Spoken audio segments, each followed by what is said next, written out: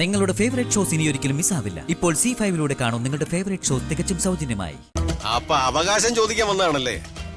നാണോ ഇല്ലടാ നിനക്ക്? അച്ചി വീട്ടിലേക്ക് ചെന്ന് കയറിയതേ ഉള്ളൂ. അതിനു മുമ്പ് അവളുടെ വാക്കും കേട്ട് ഇവിടെ കയറിയൊന്ന് അവകാശം ചോദിക്കാൻ നിനക്ക് ഉളുപ്പില്ലടാ ചക്ക. ഹരീഷ് വാ, നമുക്ക് പോവാം. ഇത് മതി. നിക്ക് രാജുവേട്ടാ, അങ്ങനെ വിട്ടാ പറ്റില്ലല്ലോ. ഞാൻ അവകാശം ചോദിക്കുന്നതേ എന്റെ അച്ഛൻ കഷ്ടപ്പെട്ടും ബിസിനസ് നടത്തിയും ചിട്ടിക്കമ്പനി നടത്തിയും ഉണ്ടാക്കിയതിന്റെ പങ്കാ, അല്ലാതെ അമ്മാവന്റെ പൂർവ്വ സ്വത്തിന്റെ പങ്കൊന്നുമല്ല ഞാൻ ചോദിച്ചത്. ഓ അങ്ങനെയാണെങ്കിൽ നിന്റെ അച്ഛൻ കഷ്ടപ്പെട്ടുണ്ടാക്കിയ മുതലിൽ നിന്നുള്ള വിഹിതം, ആ വിഹിതം നീ ചോദിച്ചു വാങ്ങിച്ചോ. അതിന് ഞാൻ എതിര് നിൽക്കുന്നില്ല. നിന്റെ അച്ഛൻ കഷ്ടപ്പെട്ടുണ്ടാക്കിയതിൽ നിന്നുള്ള ഒരു വിഹിതം നിനക്കുള്ളതാ, അത് നിന്റെ അവകാശമാണ്.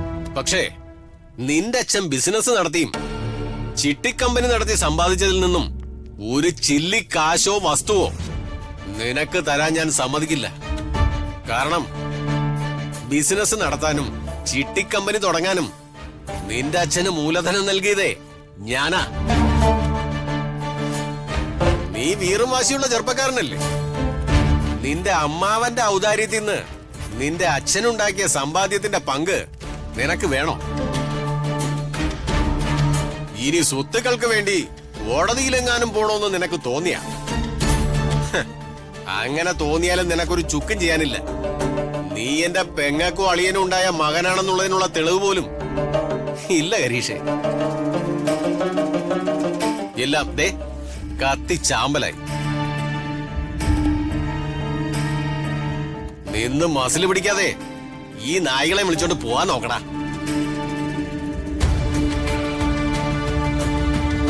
നിന്നെ ഞങ്ങളെ പടിയടച്ച് പിണ്ടം വെച്ചു.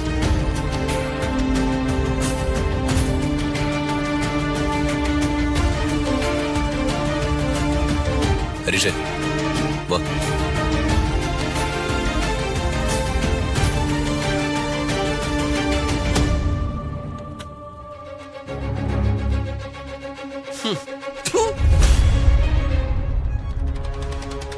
തെരുവിൽ തെണ്ടി നടക്കുന്ന ദരിദ്രവാസികളെ വിളിച്ചോണ്ട് കയറി വന്നിരിക്കുന്നു.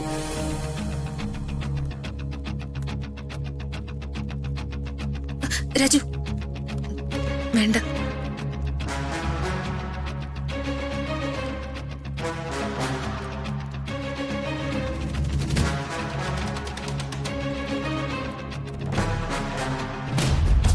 എന്താടാ? താൻ ഇതുവരെ പറഞ്ഞതൊക്കെ ഞാൻ കേട്ടു.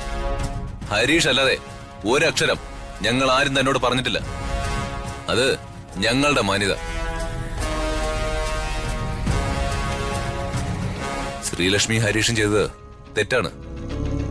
ഞാനത് സമ്മതിക്കുന്നു. രക്ഷിതാക്കളുടെ സമ്മതവും അനുവാദവും ഇല്ലാതെ അവര് സ്വന്തം ഇഷ്ടത്തിന് വിവാഹം കഴിച്ചു. നിങ്ങളെപ്പോലെ തന്നെ ഞങ്ങളും അക്കാര്യത്തിൽ വിഷമിക്കുക. പക്ഷെ അതിന്റെ പേരില് തന്റെ വായി കിടക്കുന്ന പുഴുത്ത നാക്കുകൊണ്ട് ഇനിയും ദുഷിച്ച വാക്കുകള് ഞങ്ങൾക്കെതിരെ താൻ ഉപയോഗിച്ചാൽ ഇങ്ങോട്ട് വന്ന കോലത്തിലെ അമ്മാവൻ തിരിച്ചിവിടുന്ന് പോവില്ല.